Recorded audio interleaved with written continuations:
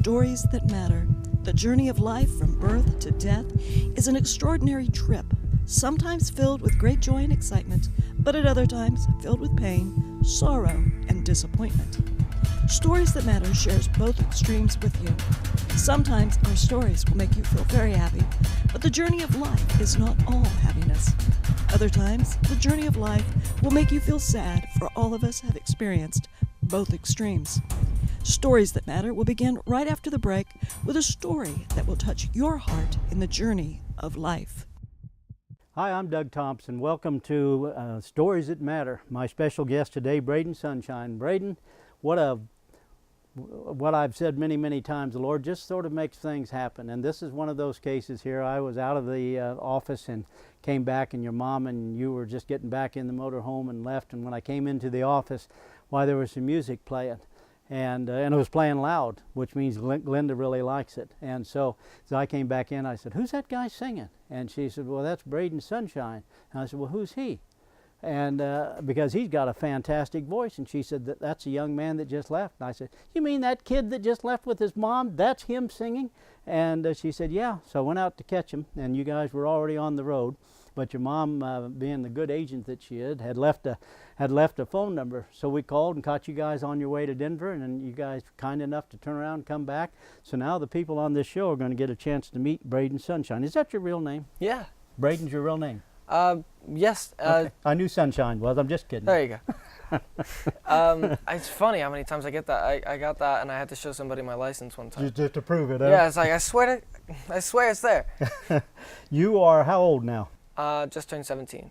And so tell me how you got into music, because, man, you have got quite the voice. Thank you. So I originally started singing, well, if you want to go like way back, I could kind of sing before I could talk, because I had ear problems throughout being an infant. I had to get like different sets of tubes and all kinds of infections, and it was not fun. So I couldn't hear until I was, 3, 4? And so my dad would sing to me. I couldn't hear words defined, so I couldn't speak until very late, but I could hear long tones. So he would sing something to me, and I would be able to like hum it back. Oh, how cool. And then that gave me a really good sense of harmony as well, because I'd sing harmony with Dad. And plus he's a tenor, so he'd always do different harmonies, and it would be really cool. So when I was younger, I would jump in the church choir. I was around 5, and we were in all ages choir, so I was like, it was ages 5 to 94 was the oldest person in it. It was really cool. And I would sing harmony, I would sing tenor with my dad, but I didn't know how to read music. So I would just sing a part that sounded good. And the choir director would be like, "Hey, Braiden, good job, sounds good, but that's not the right part, so don't do that." But it was Love your voice, but you're in the wrong place with it. Exactly. Huh? I mean, but the part was correct. So it was, that's where I got a larger sense of how harmonies worked. And from then on, I continued to sing in church. And when I was like 8 or 9, I sang "O Holy Night" at a church service, and at a Christmas service. And there were these kids in church, and they said, "Hey, we're getting a band together. You want to sing for us?" Were they older kids? They were. The oldest one right now is 23, and the youngest one is 19. But they were getting a band together, and there was this one song for this one gig that they had that was too high for the oldest to sing. He was the lead singer at that point, and he said, "Hey, do you want to come and sing with us?" And after that gig, we just kept doing stuff together. And that started when I was 9, and you know how there's garage bands, they play in a garage, they don't exactly go and gig out, but Right. The way this went was, "Hey, come sing with us. You'll be in a band. It's going to be great." And I'm like, "Cool. Okay, here's a set list. We have a gig next weekend and the weekend after that and 3 on this weekend." It was immediately a profession. You had a job. Yeah. At 9 years old, I wasn't mowing grass. You were in the music business. I had a full-on. It was really. I remember this one time I was in 5th grade, and we had a gig at this place called Toad's Place in New Haven, Connecticut. Toad's Place? Yeah, it's like there's tons of old bands that went through, like Led Zeppelin, Black Sabbath, tons of other bands. But it was like a big rock spot, and I was handing out these tickets. It's a bar, and I was in 5th grade, and I was handing out tickets to my classmates to a bar. I didn't know. I just had a gig. That's what I did. Yeah. And I got called down to the principal's office, because they're like, why are you handing out tickets to a bar in New Haven to your classmates in 5th grade? And I'm like, I didn't know. So I am employed here, you know. Exactly. I need help. But kind of went on from there. Everybody else went off to college, and I started doing my own thing. I started playing guitar when I was 12, and more seriously once they went off to college when I was 14. And that's when I auditioned for The Voice, because my mom over here, she tricked me into it. And I'm a huge gearhead. I have a bunch of old cars. I have 3 cars and I'm 17. It's a problem. I mean, in comparison to any other kid who's at home, they're like, I have 1 car and it's a VW Beetle and it's the fastest thing in the world. I'm like, yeah, cool. But you know what I mean. Yeah. So she said, you should audition for The Voice. I've got this place that we should go to. And I'm like, nah, I don't think I'm gonna make it. Had you seen the show on television? I'd seen it a couple of times, but I wasn't like an avid watcher. But I didn't think I could make it, just based on the caliber of musicians that were on the show. I want to cut away. I want to cut away to break, and when we come back, I want to see how this story ends with this audition for that. We'll be right back.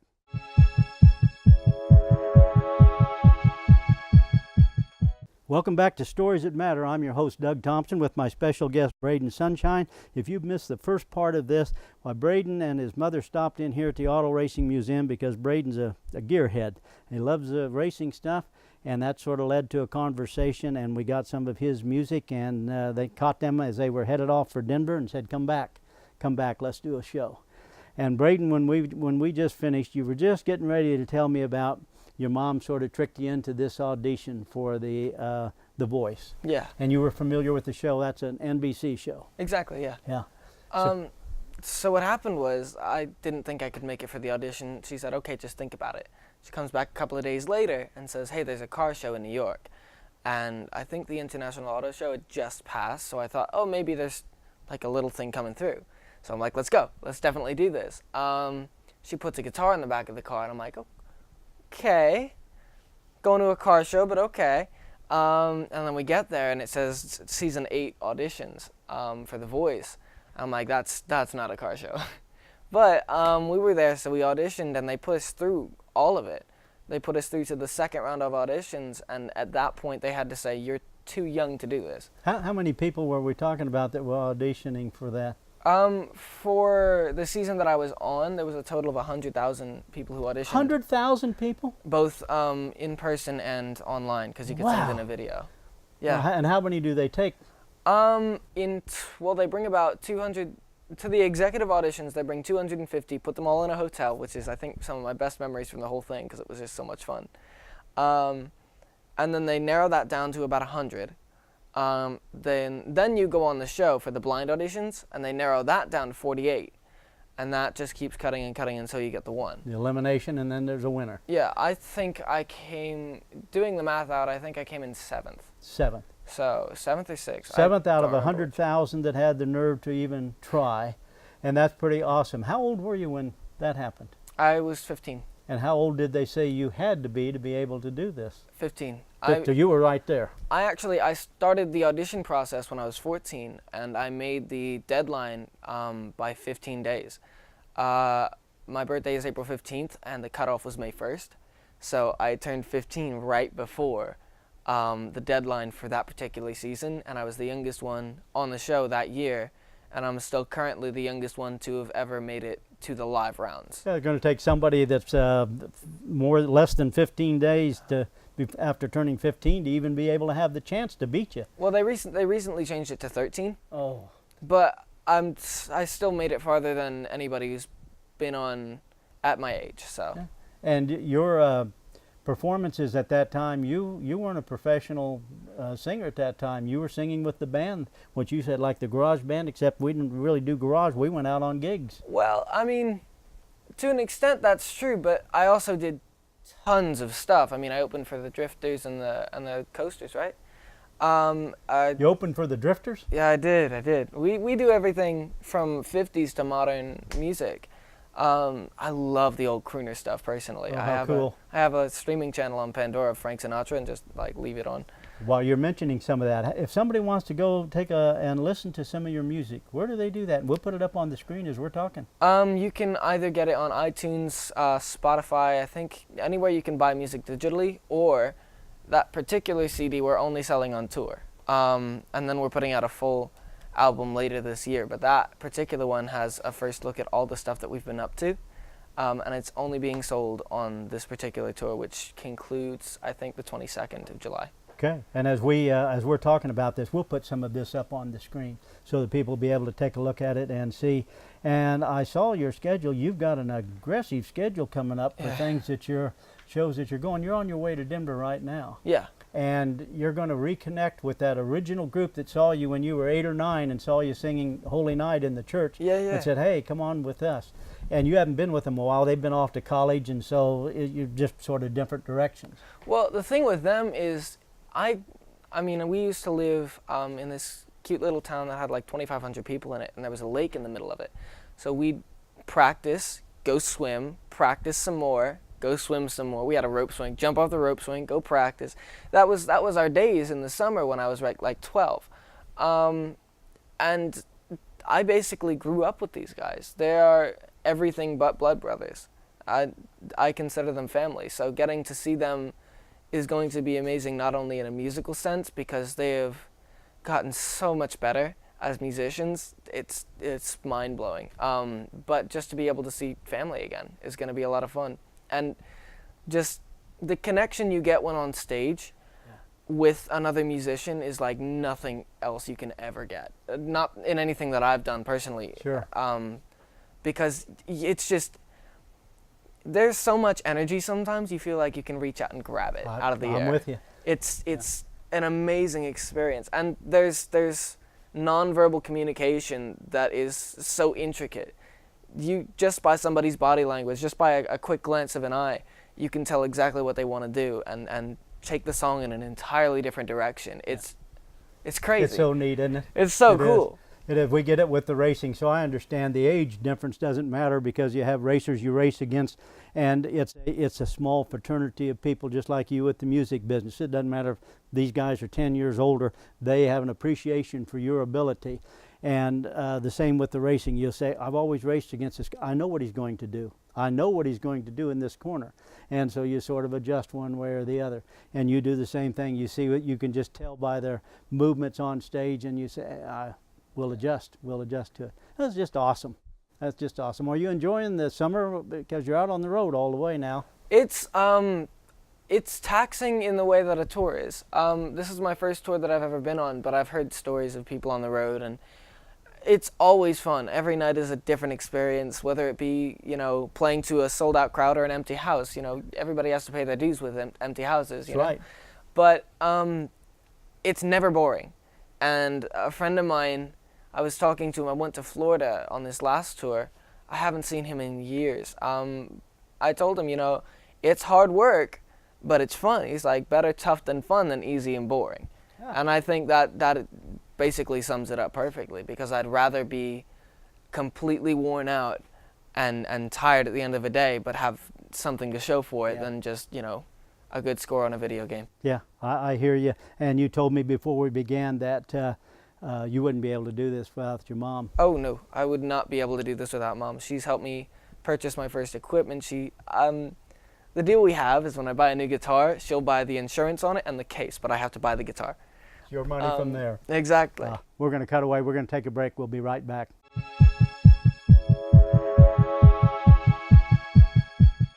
Welcome back to Stories That Matter. I'm your host, Doug Thompson, with my special guest, Braiden Sunshine.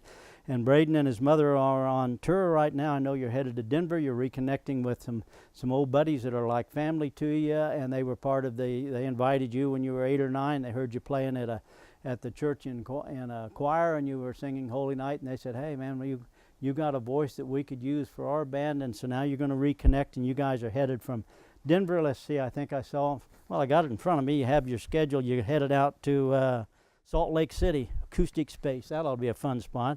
Studio on the 4th at Reno. We'll put these up on the screen. Headed out to California, to Bakersfield, California, Music Hall of Fame. You'll probably, let's see, that was Buck Owens.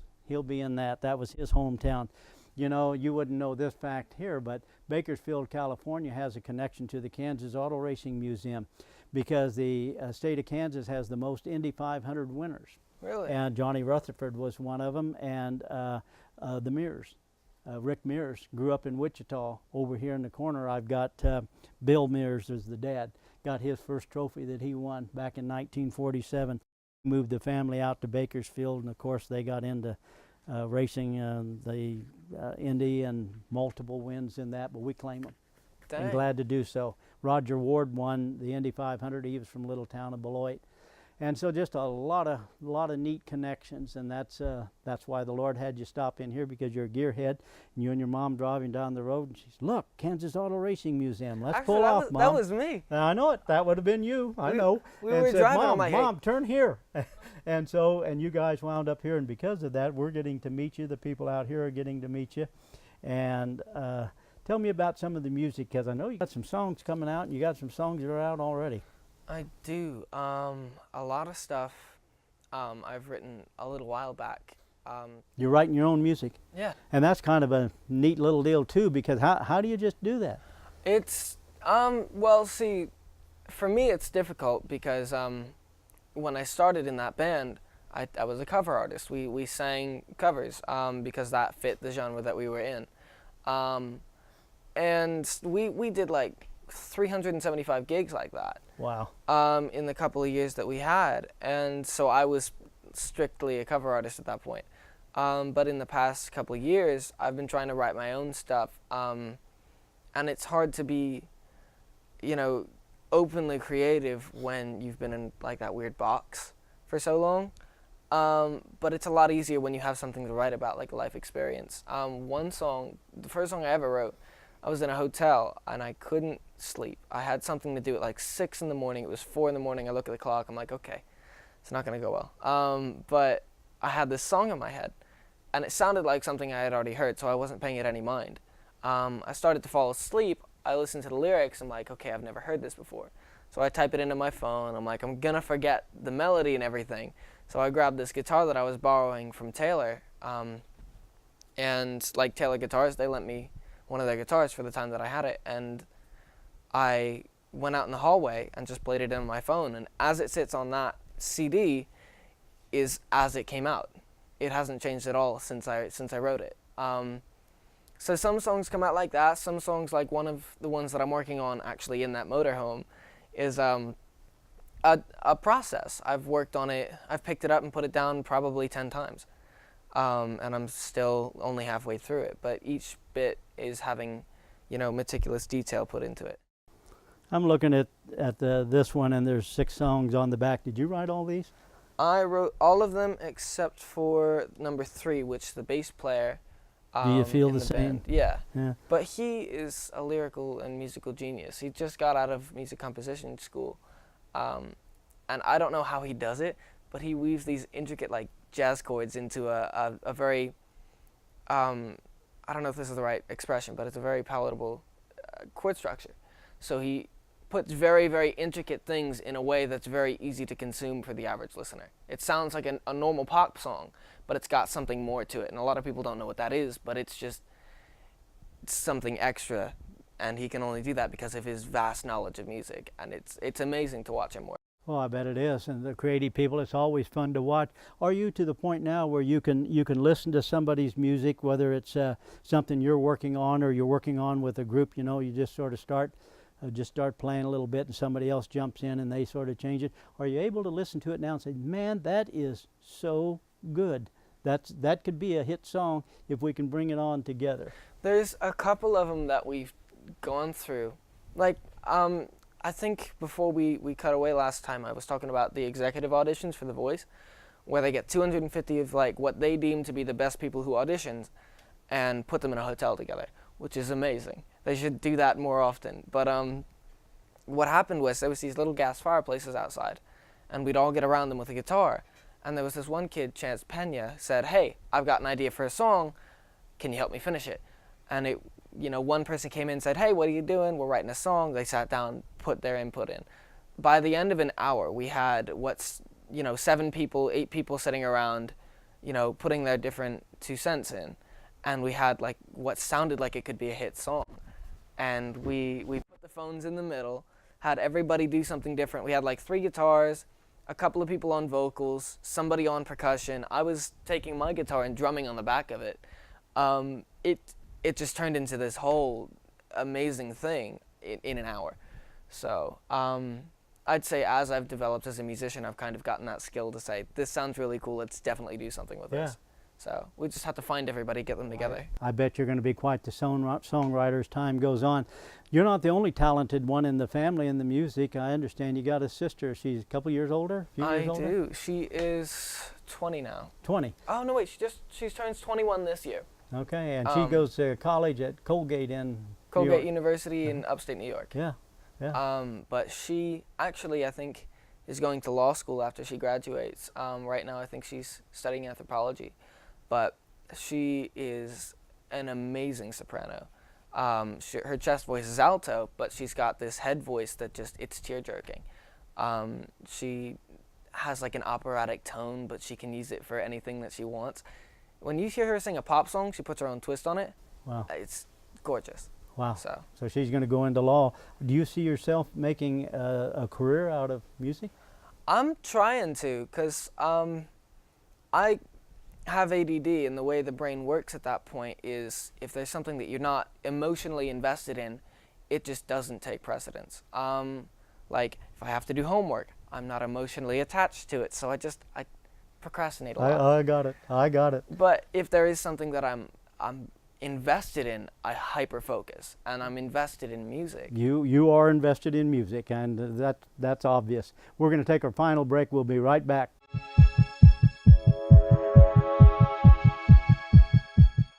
We're back from break. I'm Doug Thompson, your host, with special guest Braiden Sunshine. And I was just telling Braiden that I asked him, I said, do you ever see any footage of Buddy Holly? Because you kind of have that look. And I never got to meet Buddy Holly, but he was always a favorite of mine when I was growing up. I always thought he sort of moved to the beat of his own drum. And that's pretty cool. And for you, why people can follow you on braidensunshine.com. It's your website as you and your mother work your way through on the tour and go from the East Coast to the West Coast and work your way back. You got your guitar out. What do you want to share? Well, track 3 on that newest CD is one of my favorites. It's called Do You Feel the Same? And here it goes if you want to hear it. Yeah, go for it. All right.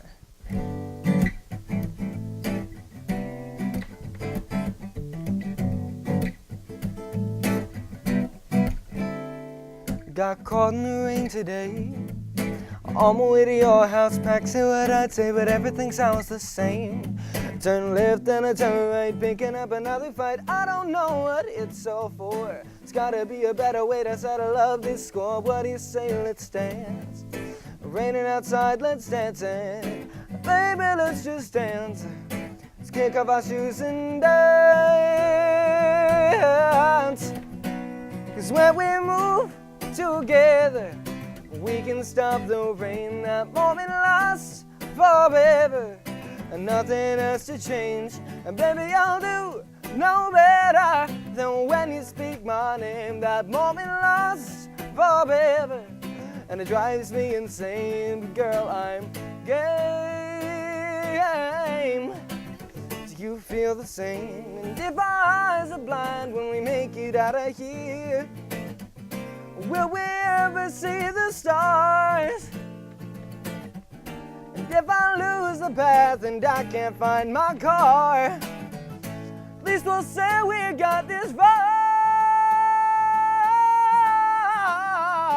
When we move together, we can stop the rain. That moment lasts forever, and nothing has to change. And baby, I'll do no better than when you speak my name. That moment lasts forever, and it drives me insane. But girl, I'm game. Do you feel the same? Oh.